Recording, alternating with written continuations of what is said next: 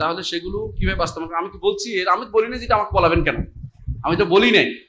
আমি যেটা বলেছি এটা বুঝে দেখেন, সেটা হচ্ছে আল্লাহ আপনাকে যে দায়িত্ব দেন নাই ওই দায়িত্বের জন্য লালায়িত হবেন না। দায়িত্ব অনুসারে আপনাকে জিজ্ঞাসাবাদ করা হবে। কুল্লুকুম রাইন ওয়া কুল্লুকুম মাসউলুন আন রাইয়াতি।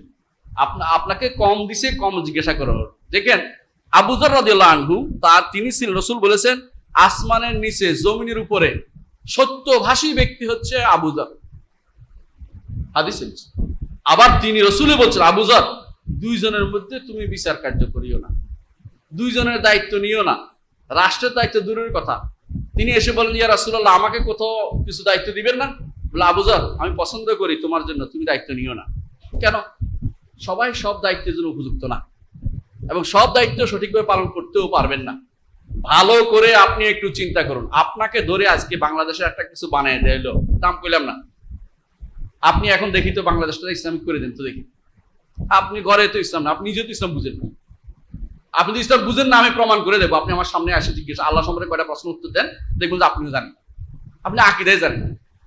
আল্লাহ তাআলা কোরআনে কারীম বলেছেন ওয়া'আদাল্লাহুল্লাযীনা আমানু ওয়া আমিলুস সালিহাতি লা ইস্তাখলিফান্নাহুম ফিল আরদ। যারা ঈমান এবং আমলে সালেহ করবে আল্লাহ তাদেরকে ক্ষমতায় বসাবে। আর আপনি বলছেন কি ক্ষমতায় বসে আমি ঈমান আমল সালেহ চালু করব? হ্যাঁ, আপনি উল্টে দিলেন। আপনি গাছের উপর দিয়ে পানি ঢালতেছেন, গোড়ায় পানি না দিয়ে। আপনি কত বড় ভুল আমরা করতেছেন। আল্লাহ আয়াত থেকে অর্থ বুঝেন। রাসূলুল্লাহ সাল্লাল্লাহু আলাইহি ওয়াসাল্লাম মক্কাতে তাকে বলছে যে তোমাকে রাষ্ট্রপ্রধান বানাই দেবো, নিছে? নাই, কারণ ওই পরিবেশে তিনি কিছুই করতে পারবেন না।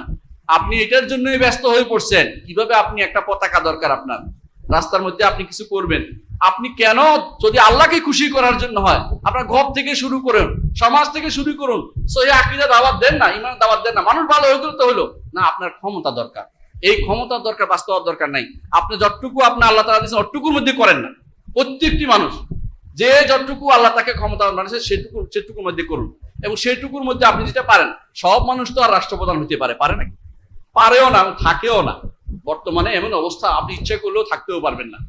আপনি পৃথিবীর দিকে তাকান, কেউ ইসলামের অনেক কথাই বলেছে, এই করবে সেই করবে, 1 বছর, কেউ 6 মাস, কেউ 9 মাস, কেউ 3 মাস, ইতিহাস সাক্ষ্য। কিন্তু তারা যদি কোনো দিনই কাজ করতো, প্রত্যেকটা সময় কাজে লাগতো। তারা যদি কোনো দাওয়াত দিত আকীদার, দাওয়াত দিত তাওহীদের, দাওয়াত দিত সুন্নাহ মানার, কোরআন সুন্নাহ প্রতিষ্ঠা করার জন্য দাওয়াত দিত, প্রত্যেকটা মুহূর্ত তার ইবাদতের মধ্যে কাটতো। আপনার ইবাদত এখন হচ্ছে কোথায়, যে ওখানে গেলে কিছু করতে পারলে ইবাদত হবে। ওইটা আল্লাহ এবং তার রাসূল আমাদেরকে এই পদ্ধতি শিক্ষা দেয়নি, এটা আমি বলতে চাচ্ছি। কিন্তু ক্ষমতায় কেউ যাওয়া নিষেধ আমরা বলি নাই। কেউ যেতে পারলে যাইয়া দেখান না আপনি কি করতে পারেন। যদি ক্ষমতা যেতে পারেন নিষেধ নাই, কিন্তু ক্ষমতা যাওয়ার জন্য লালায়িত হইতে নিষেধ করেছি। যে ক্ষমতায় আমাকে পেতে হবে, ইসলাম নইলে হচ্ছে না, এই জাতীয় কাজ করেন না। আপনি যতটুকু করেন, ইসলাম ইনশাআল্লাহ কায়েম হবে। আপনার ভিতরে ইসলাম কায়েম করেন, আরেকজনের উপর থেকে নিজের উপর ইসলাম কায়েম চেষ্টা করুন, নিজে চেষ্টা করুন, ধীরে ধীরে ইসলাম কায়েম হয়ে যাবে। প্রতিটি পরিবার যদি ইসলামিক হয়, প্রত্যেকটি সরকার যারাই আসে তারা ইসলামের কথাই বলবে। কারণ তার দরকার ভোটের, তার দরকার। এত মানুষ এই কথা বলে, আমি বিপরীতে যাবো না। এখন আপনার পক্ষে যাবে না কেন? আপনি তো হচ্ছেন 1%, এর দিকে আমার কোনো কাজ হবে না, এর তো আমার ভোটও লাগবে না, আমার কোনো আলোও লাগবে না, জালও লাগবে না, এর দিয়ে আমি কি করবো?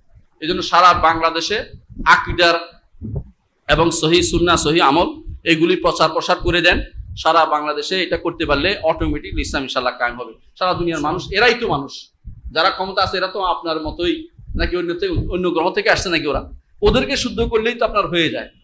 ইহুদিরা সারা বিশ্ব চালাচ্ছে, ক্ষমতায় কিন্তু কোথাও নাই ওরা।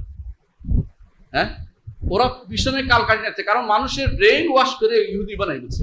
আপনি এদেরকে ব্রেইন ওয়াশ করে আকীদা শুদ্ধ করেন, সুন্নাহ সহিহ সুন্নাহর আমলকারী বানিয়ে দেন, দেখবেন যে সব ভালো হয়ে গেছে।